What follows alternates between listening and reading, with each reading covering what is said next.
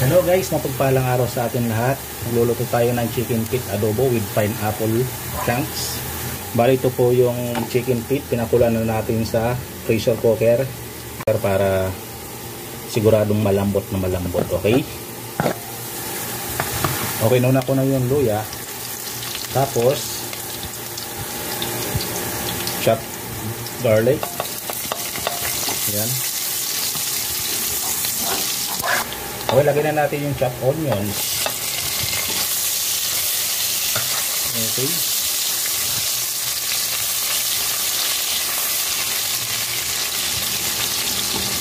Bali yung chicken feet, pinakuloan ko po sa daon ng laurel. So, bali ito yung daon ng laurel, babalik lang natin.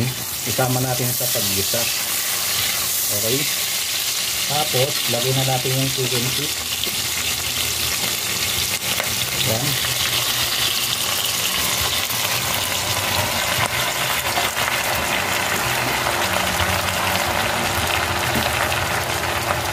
Ay titimpa na natin kagad.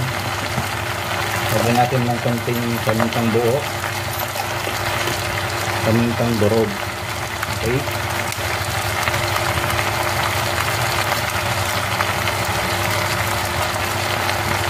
Tapos bitchin.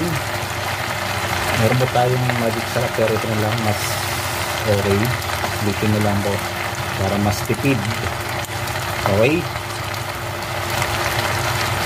Tapos maglalagay na tayo ng soy sauce. Ibusin natin to. Tapos saka natin haluin.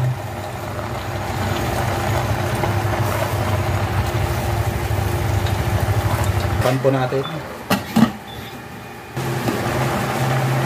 Okay, buksan natin. Haluin natin. Lagyan natin ng vinegar.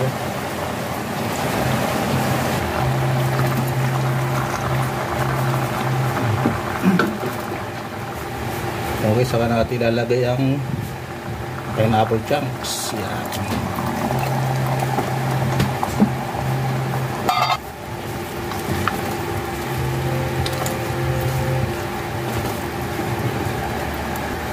Seasoning.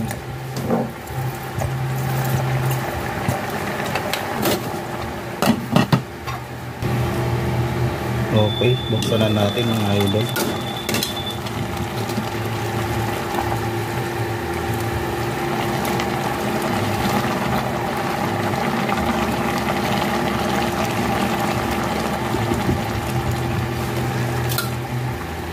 Natin ulit.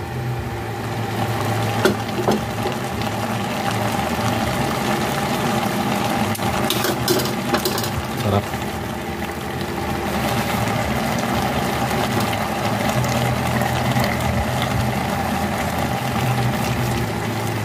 Ganito mga idol.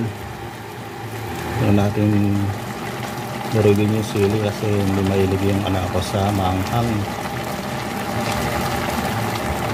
Okay mga idol, ito ng ating chicken feet adobo with pineapple chunks. Pag-like na rin po. Maraming salamat po.